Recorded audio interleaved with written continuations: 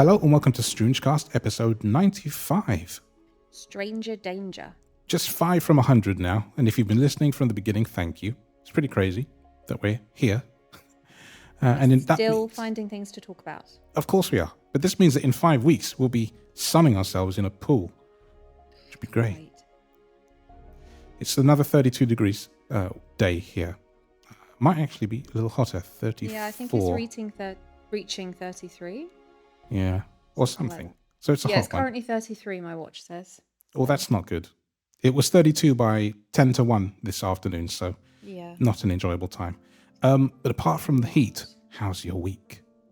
Just heat. Yeah, fair point. Oh, it's just, I know people say, we shouldn't complain because, we live in the UK and we just get loads of rain and not great weather. I do know that. But this... I'd rather the rain. Oh, me too. Why can't we just have like a nice summer where it's reasonable? This is just, I feel like it's been going on for so long now. That's actually, all right, a good question to listeners. What's your ideal temperature? For me, about sort of 25-ish C. So do the Fahrenheit conversion. No higher than that. No, 25 is absolutely fine. It's a good sweet spot. Yeah. But have you done anything fun this week? What do you think? Not really. I've been busy just doing the usual stuff that you have to do, Yeah. But it's hard. And I feel like the house is not how I want it to be because it's too hot to do a lot of stuff. It is. But, we'll try not to moan. No, but our boy's been busy instead of us, hasn't he? He's been busy doing, which is good. Yeah, worky things, trying to get some experience, building CVs, all that kind of stuff. He was out for the day last Friday. He went to the coast, and took a train there with a big group of his friends. And they all did this. It's called the Seven Sisters hike. Which is not Seven Sisters in London, by the way. Different thing. No, my mum did make that mistake. Thinking, it won't take him that long. It's like, no, Mum, it's like a 6-hour hike. He had to wade through part of the sea to get through from one side to the other. And yeah, he was gone the entire day, but he had such a great time. Yeah. So that was really fun. I think. And he video called us. He did video call us from a cliff. Which is safely, obviously. But yeah, that was really funny. Bit scary. Yeah. Oh, it was so nice though. They had like the perfect weather and it was just a really cool thing for them all to do. Yep. Got chased by seagulls. Normally they do that if you've got chips. Yeah, no, I think they thought that they had food and then one of the boys, like the other boys, kicked a stone and it kind of like, I think, hit one of the seagulls. The seagulls was fine, by the way, not injured.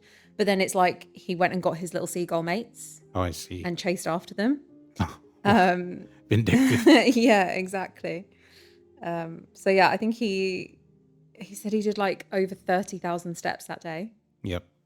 But yeah, so he had a great time and poor Alice is struggling going to school in this heat. It's not nice. But she's only got next week left and then she's done. So yeah, we're slowly but surely getting there. Speaking of Alice, my week was interesting because on Friday last, the day of the last episode, Alice and I went out for our first ever excursion together. You did. And she was an excellent little guide. Yeah. And she took me from where we are on 2 trains to a little, quite a big event hall called Milton Court. And I did like a quick hour-long demo for Sound Without Sight, which is part of RNIB. So I was playing my keyboard. I mentioned this last week as well. So Jake was going to come, actually, but then he double booked and went on this walk instead, and he forgot. So I said, Alice, do you want to do it instead? And she'd been nervous up to that point. We'd never done it because she'd been too worried. And I told her like countless times, you don't have to come. I can just take a cab. But she was brave. She did it. She put on, I call her big girl shoes. And I mean literal as well. in these shoes, she's much taller. Oh, they're her platform Ugg boots. Yes. Yeah. So it literally is virtually and literally big girl Yeah, shoes. it is. So it makes her taller, and that means she can see better. Yeah. And she guided me amazingly, and we found the place. And she said on the way home, like, I don't know why I found that so hard. Yeah. Or, yeah. Well, that's it. Because I said to her when you guys were back and things, and I said, oh, like, are you proud of yourself for doing that? And she was like, why? And I was like, well, because you did it. And she was like, yeah, but it was fine. Like, you know, she was just like, yeah, it was all good. Yeah. You know, nothing to it. So, But she had been worried. yeah. But she did a good job. We took 2 trains. I got her to read the signs, make sure we're going the right direction, all of that. Got on and off at the right stops. We didn't like overshoot or anything. No. Found the place. It was interesting because the guy that I was supposed to meet texted me at one point. I didn't see it till after I'd already seen him. And he's like, oh, what's your ETA? Because I said I would... previously, I'd said maybe you could meet me at the station. But I didn't tell him that I was bringing somebody 100%. It was like a maybe. So when we just rocked up and he saw us in the place, he's like, oh, you made it. It's like, yep. So it was a surprise. That is nice. But it was cool. Very Apart from that, like you, just been hot. So give us the quiz question from last week then. So last week's quiz question was, when did the first World Cup take place? Yeah. And we did have one answer separately. I don't know if there are any in the YouTube comments. We'll have to have a look in a minute. But I don't think there were, but I didn't check. Ashlyn said, as I'm a massive football fan, I'll try and answer the quiz question. If I remember correctly, the first World Cup was held in 1950. It's not quite. It was 1930. Oh, 20 years out. But, you know, just replace one number. So you basically got it right. You were the closest because you're the only one who answered. Exactly. So any answer would have been the closest. Exactly. And this week's question is, so very sadly today, we've seen the news that Bonnie Tyler has passed away. Yeah. So in honor of her, we have what's the name of Bonnie Tyler's most famous song? Yes. So the song that she is most known for. It's a good one too. Yeah. So then, what have we got this week in the comments queue? So we have from our lovely Marie. And also we did just want to apologise to Marie because this episode is coming a bit later than normal. She's the only one who will notice, yeah. Yeah, because of the YouTube. Yep. So it comes out early on YouTube on a Thursday. And usually it's done and dusted and uploaded by like lunchtime. But because I was super busy this morning and didn't get home until really late, and then we've had to obviously record, and then you've got to do what you do and all of that. So it is a bit late today, so I'm sorry. The rest of you, the rest of you won't even notice. You won't even notice. It won't mean anything to you. But if you want it early, do become a YouTube member or consider it. Yeah. Prices start for as little as like £1 or £2. I actually can't remember, but it's not expensive. Well, not a lot, I would say. Expense is relative. Yeah. But yeah, come on over. Comments from Marie. She says, I definitely remember anticipating Alice's birth a lot more because I knew you better then. I remember there being recordings of both children being born. She said, I don't think I knew you yet when Jake was born. We met a few months later, but I definitely remember people talking about him being born. It's so amazing how quickly time flies. I just love that because the idea that it just makes it sound like, oh, they would, like, people were talking about his birth. Like he's this big, important, famous baby. He was, you see, because it was online. No, I know, but it's just really funny. Like, oh, it was talked about. It just makes me laugh. Back in the day, right, when Jake was born, this is how long ago it was. I was sitting on IRC, right? This is like when MSN Messenger and everything was big.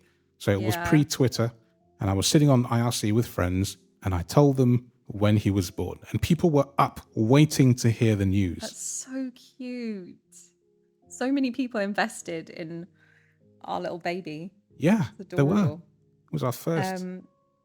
So then Marie says, in relation to last week's weather, I heard something about the Oh, I don't know what this is. I don't know how to say it. Audubon? Audubon? I don't know. Did she have another dictation error? Audubon. Yeah, I don't know if that's a typo. But she said about it needing to be repaired because it was melting apart. Autobahn. Oh, is that what it is? I'm guessing in Germany, like the Autobahn, the motorway in Germany, Oh, would be my guess. Right. That makes sense. She said that is some crazy heat. Yeah, we've had that here, not like huge amounts, but I've seen, because obviously they use like the sort of tarmac type stuff on the road, and with the heat, and then on areas where you have all the like big heavy trucks and buses and things, there are areas where it kind of goes really soft. Did you mention that last time? I don't remember. You told me. Yeah, that was a different spot. That almost looked like it was going to be a sinkhole. It was really weird. But there's other, like on the road behind us, there's parts where you can see that it's like it sort of melted and then moved to the side and then has hardened again. So it's not quite even, but yeah, it does happen. That's weird. And that it's horrible. That stuff gets so hot to touch. Yes. Again, back to the whole don't take your dogs out because their little paws will burn. That would be the equivalent if you put your finger in melted cheese on a pizza. Exactly. And that's the whole thing. Off. If you cannot hold your hand on the ground for 5 straight seconds, then you should not be putting your dog on there. No. Anyway. Or your cat on a leash. Or your cat, yeah. Or any other animal you choose to take outside. I mean, I know everybody has at least one pet giraffe, so, just bear that. Absolutely. How many have we got now? Like 5?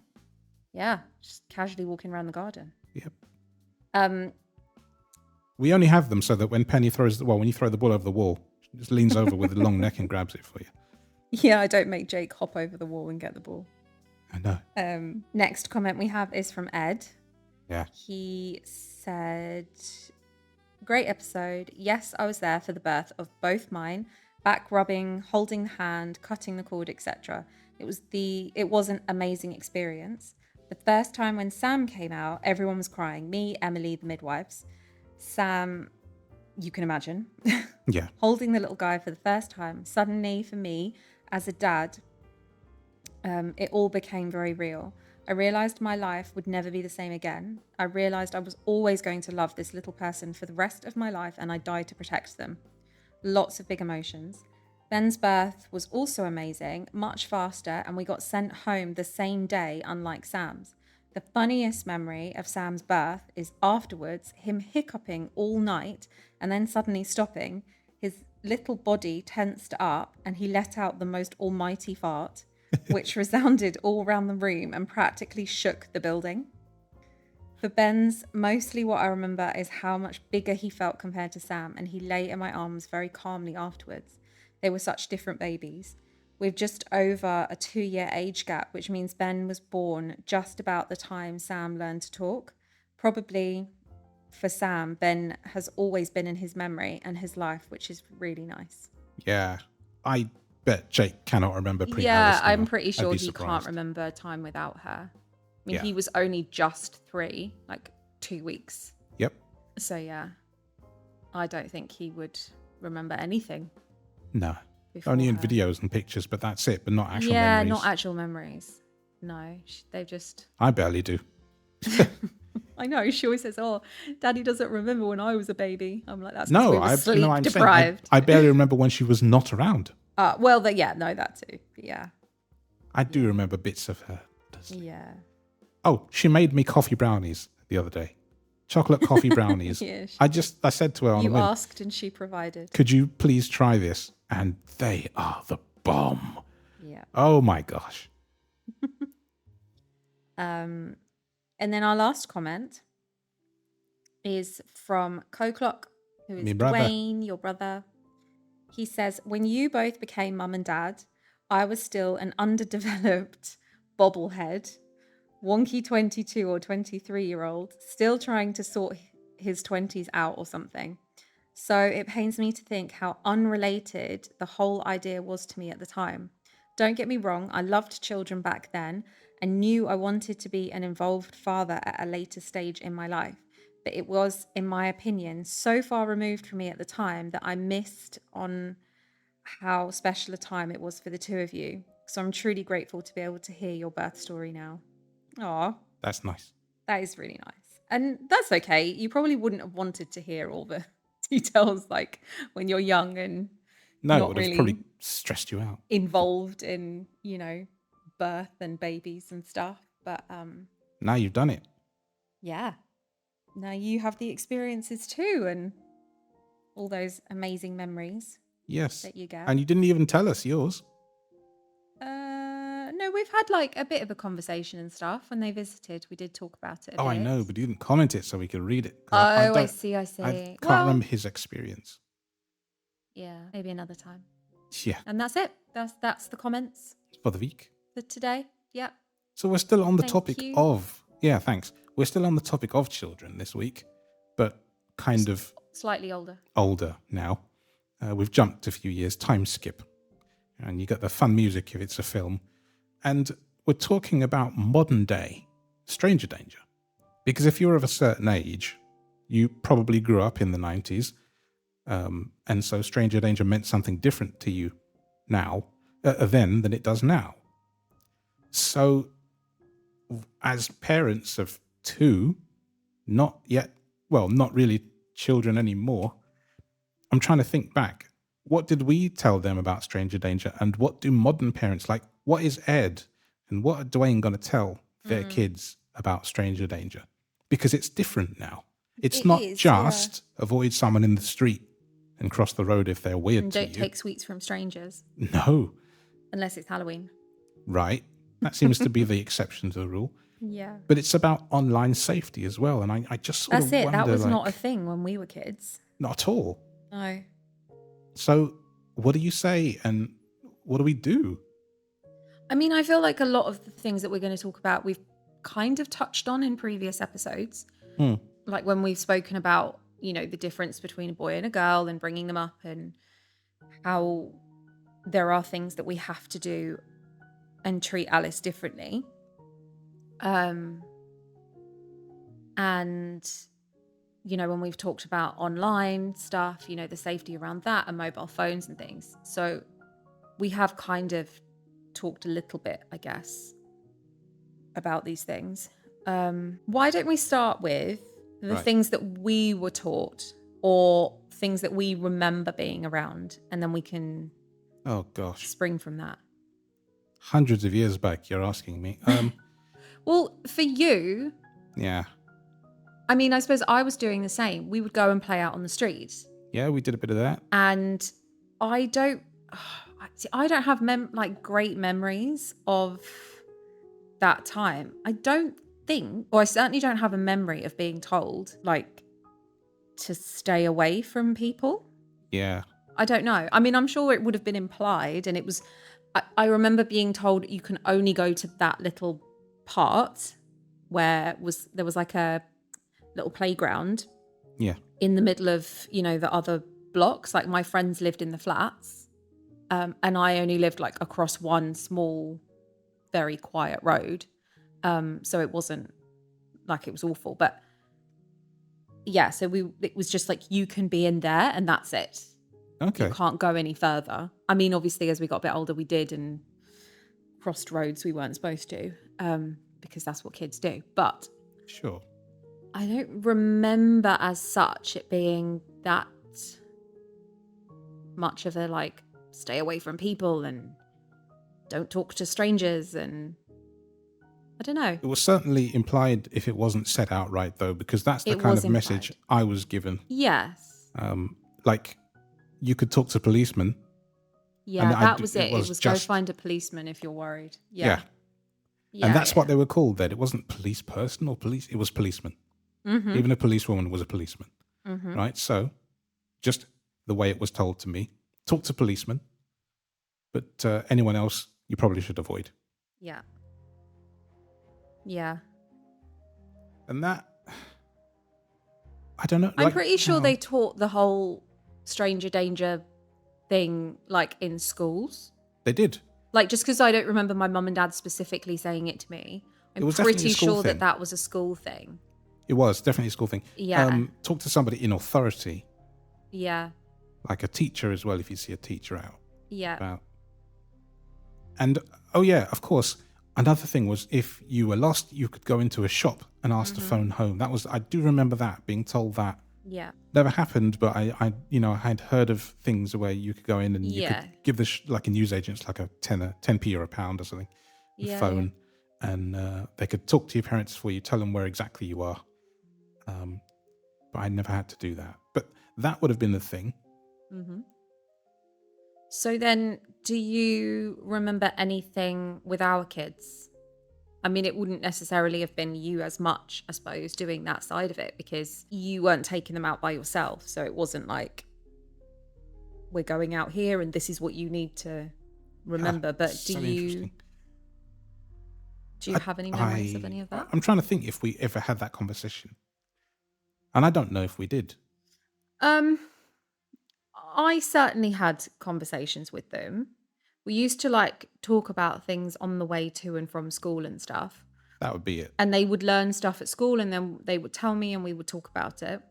And we used to sort of do scenarios. And yeah, there was always the same thing of you can approach a police man, woman, police person. So that was fine. But there aren't very many of those out and about nowadays. No.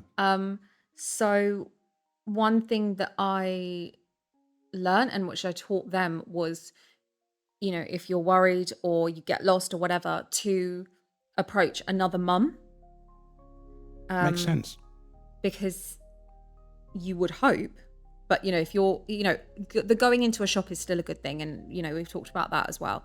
But going to a mum is usually a much safer option than approaching either a random stranger or a man. Unfortunately, that's just the way it is. And as a man, I completely agree with this sentiment. Yeah. And also mums tend to have that kind of ability to, to sort of calm the situation and deal with it. And that's not to say that dads can't do that as well. Absolutely not. It's just when you're talking very generalized. Yeah. You can't say to a small child, you could approach a dad, but if they look a bit funny, don't. Or a random man, maybe, it just gets really complicated. It's very black and white at that age. It is, exactly. So to say, if you see a mum with particularly small children, go to them. They will help you. It's just an easier thing. And that was one thing that I definitely taught them. I think we used to have conversations as well. And again, this is something I know that they talked about in school. And it was, if you're walking on your own and somebody comes up to you and says, I'm a friend of your mum's or dad's, they've, asked me to come and pick you up or whatever, to not trust that. Right. Those kind of things. I feel like when they were little, I don't think we needed to have that many big conversations around it, I guess. Mm-hmm. I think it's been as they've, it's more that don't run off and don't go too far from where I am or where I can see you or whatever. Yep. Because you also got that fine line of not terrifying them. Yeah, there's a point where you don't want to do that. And you want them to be safe and you want them to know that there are dangers out there, but you also don't want them to be terrified of the world. Right. That's why I really want to get the two people I know with young kids that listen sometimes to comment on this, because I would love to know, because we did this a long time ago now. Yeah. It's weird to think. But again, even 10 years ago, the internet was different. The landscape was different. Yeah. So what are they going to tell their kids? I mean, I think we had There's to still have some commonalities. More conversations when it came to the internet. Yeah. But they were a bit older by that point. Yes. So that's kind of, but then you could argue that if they're really young, they shouldn't have access to the internet or be using those things, and then it shouldn't be an issue. Well, yeah, this comes in, that kind of comes along with the whole social media ban thing. Yeah. But, you know, it doesn't matter if you ban it. People will still see things. No, Because absolutely. there will be filters that don't catch this stuff. Yeah. And somebody, right? And a lot of talk has been made about kids getting around the social media ban because they don't want to be stopped by whatever. But what about bad actors? No one's talking about bad actors finding a way into your children's devices from that side of things. Mm-hmm. Or like, let's say you're on some platform that isn't banned and there's like a fun looking ad, click here to win something. And if you're a young child, maybe a naive child, and by doing that, you're giving consent. So now you're on whatever site they spin up. And because it's not one of the big, let's say like the big 3, the big 4, whatever, you know, because it's something new, strangers start talking to your child. Yeah. And I'm not trying to terrify parents, but I'm just making a point that it's not always going to be the kids that are going to circumvent these things. It's going to be nasty people as well. Yeah. So stranger danger is just as real, if not more real now than it ever has been, because strangers now come into your home. They do. Right? So it's an entirely different easier thing. access to your children. They have easier access, yes. Yeah. And it doesn't matter how good a parent you are, how safe you are. Yeah, I think that's something we definitely did when they were doing stuff, was to say they were not to be talking to anybody. Or, you know, when you can put like restrictions on, so it was only people that you were friends with. All And of that. so, yeah. But even then, I mean, sometimes people can get around these things, don't they? So, Well, I've just said how, and that was only me thinking off the top of my head, right? yeah. It wouldn't take very long to set up some kind of honeypot for children. You click a link and you're in it. It's sticky, right? Yeah. And if you don't teach your children, don't click on random links, even when they look mega exciting, you tell us first, then you set them up for a bad life, and they'll be naive for a lot longer than their peers. And that's something that, as parents, you have to be in on and up with. You've got to understand what would happen if you were to not allow your children to see those things and what to look for. If you hide your child from anything screen time until they're like 7, 8 years old, they probably won't have the skills to know good from bad. It's a difficult one. And I'm not saying, by the way, like involve them in like Coco Melon or Miss Rachel and whatever, but like teach them, show them the bad, because that's part of the education nowadays. It's not just streetwise, it's internet wise, and be internet smart, because something enticing can be very bad on the other side. Also, I think making them aware that anything that makes them feel uncomfortable. We did talk about that. Yeah. But, you know, making sure that even if they can't articulate why, just if this makes you feel uncomfortable or not okay in any way, that's all right. As in, like, it's okay to tell somebody or talk about it or say no or whatever, you know, giving them that empowerment. Yeah. Is a big thing. This is true. Yeah. But I think, I mean, our kids are at a stage now, we don't really have to worry about that as much. But I certainly do wonder not how with young Jake. I parents mean, he's cope with this. You know, off doing what he does, and I think he's pretty safe in, you know, as much as Safe a can teenager can be. You know. But she tells you anyway. She's actually really good at saying, "What's this? Why is Alice? this?" Yeah. Yeah. It's a different thing. Some kids would be just like, "Ooh, let's click everything." Yeah, but we made a good one things. in, you know. They do know things. And I think having the two of them really close. Yep. And, you know, unfortunately, we don't have the space for them to have their own rooms. So they do still share a room. But there are times when actually that's really beneficial for their relationship. You know, obviously wind each other up. And if we had the choice, we wouldn't have it this way. But this is just, unfortunately, how life is. But they do have this like easy communication. So sometimes I know things will pop up, or just in life generally, and Alice will talk to Jake about it, or vice versa. Obviously, in these kind of situations, it's more her speaking to him. Yeah. And so he's also able to say, oh no, that's rubbish, or oh no, don't do that, or, you know, to offer that advice. Yeah. Even to you, he's coaching you on AI now. Yeah, he does. Because he's really good at spotting it. I'm not great, unless it's quite obvious. So I'll be like, oh, look at this. And he's like, yeah, that's AI. And I'm like, oh, damn. And you know what? This is actually a whole other topic, but it's still connected, right? Yeah. What if you see AI videos of your favorite celebrities behind links? Yeah. And you think, they're talking to me. Yeah. Elderly people are fooled by this all the time. You lose out on thousands of pounds of your pension, your savings, your mortgage, all of that.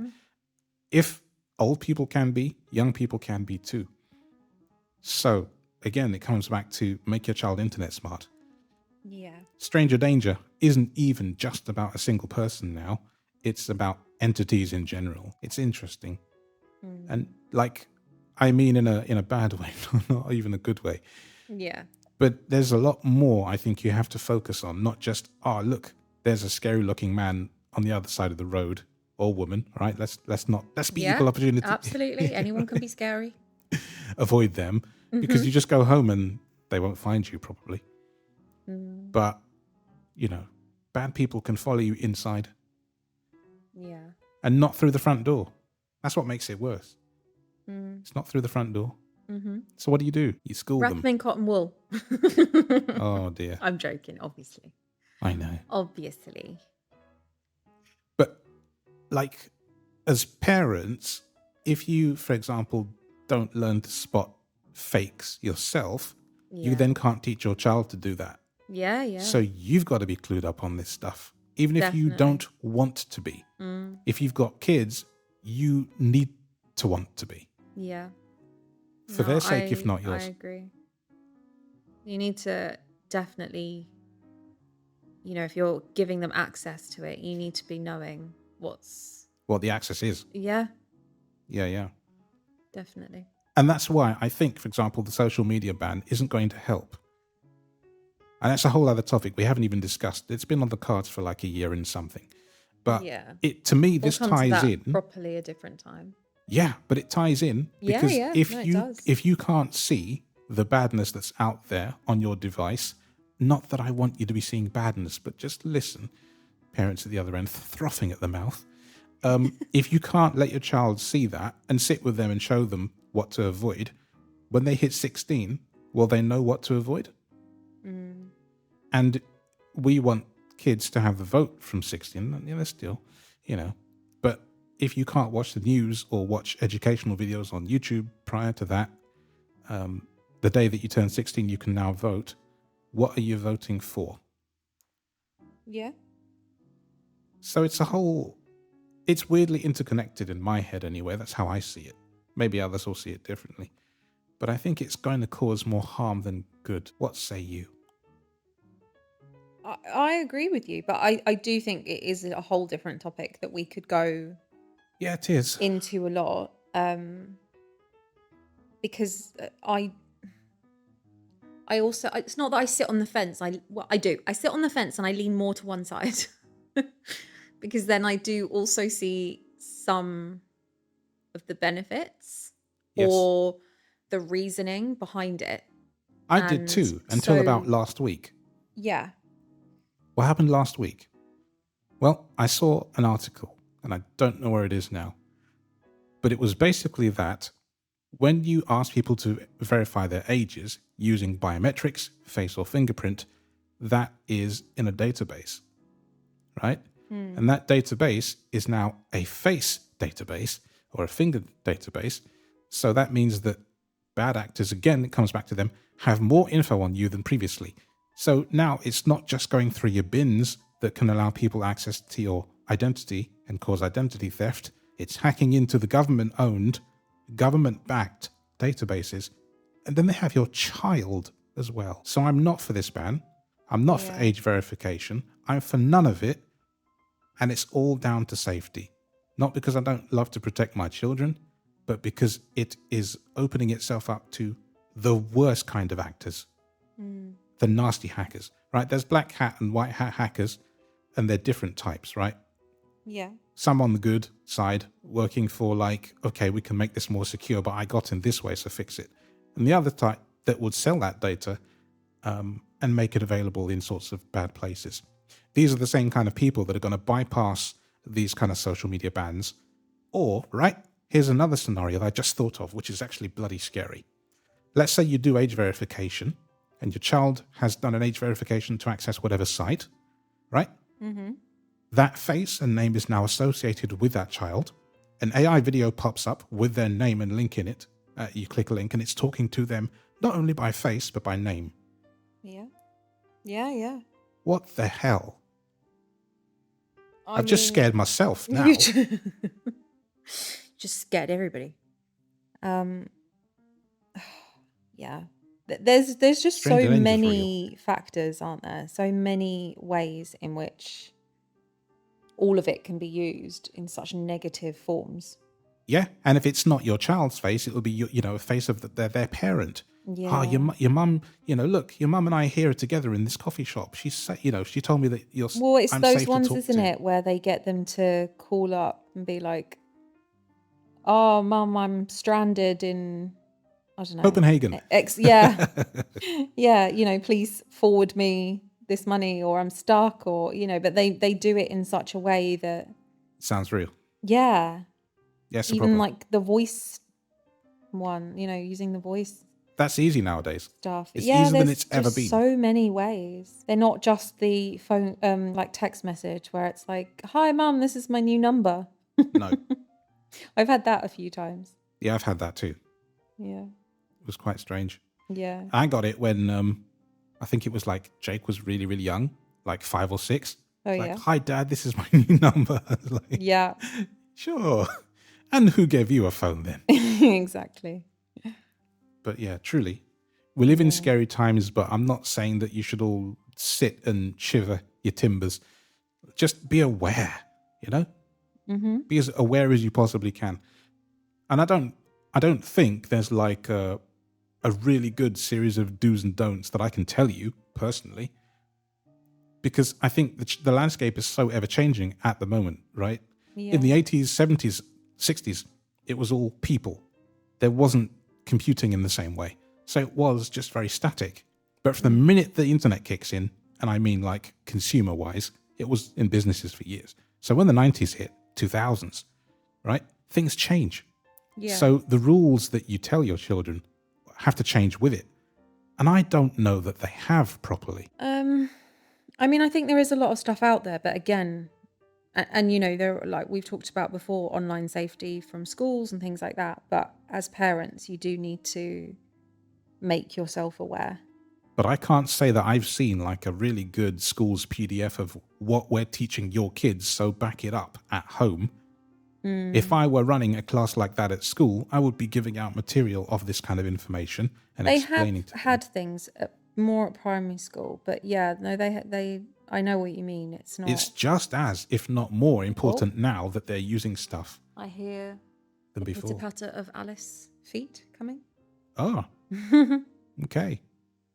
Yeah, it's that time of day, so It is that time of everybody's back. Well, before we get inundated with them, which is fine, by the way, do you have a story for us? I'll leave it here. Actually, I'll tell you a story before you tell us yours. Okay. So it's Notting Hill Carnival, right? I'm quite young. I don't know, maybe 6 or 7 or 8 years old. And my mum said, she went out very briefly. She was actually only like at the front of the house, whatever. Don't answer the door to anybody. Or at least don't let them in. You can answer the door and tell them I'm not here, but you can't let them in. All right? I took this to heart because it's what you do. Who should ring the doorbell next? My granddad.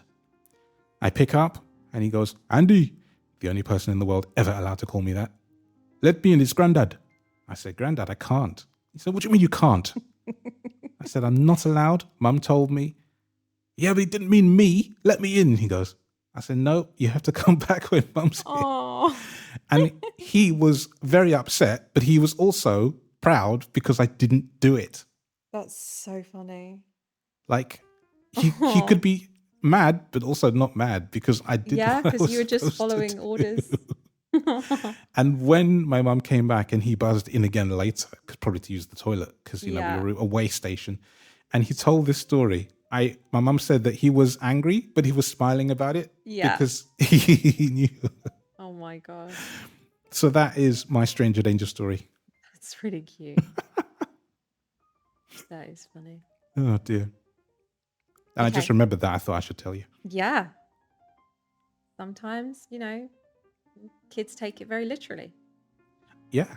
I still feel conflicted about it now. Yeah, Years you later. just did what you were told. I did. Right, so my story Is man told to tear down the Berlin Wall he installed in his London garden. okay then. So a London council has demanded that this homeowner tear down the section of the Berlin Wall that he had installed in his garden. So this guy bought a section of the wall from a farmer in Germany and had it installed in his home earlier this year. But the neighbors were annoyed because they could see it over the top of their fence. And the council had to explain that for that size of wall, I guess. Basically. Yeah. You'd need planning permission, which he didn't have.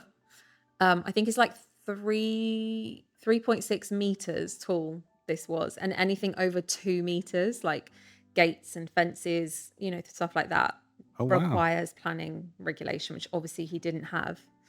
That's interesting, isn't it? So yeah, I think it's gone to planning enforcement, and if he doesn't comply, he'll be faced with like up to £20,000 fine. It's a bit like the gorilla story I told. It is. You do something in your property, you think it's going to be fine, but actually, It's not. council says no. Computer says no. Absolutely. So yeah, he's not very happy. They've described a large reinforced concrete structure rather than a heritage artifact or sculpture. That's how he sees it. Right. But yeah. Just donate it to a heritage site or a museum or something. I don't know. I guess he feels strongly about having it. I mean, I'm not really sure what his connection to it necessarily is. Yeah. No, there we are then. Fair enough. Yeah, I mean, a wall could have cultural significance, personal significance, could be anything.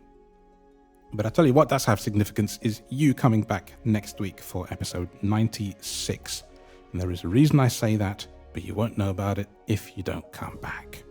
So please, do come back. The doorbell just went, so until my lovely wife is back in the room, I can't say until next time. Bye.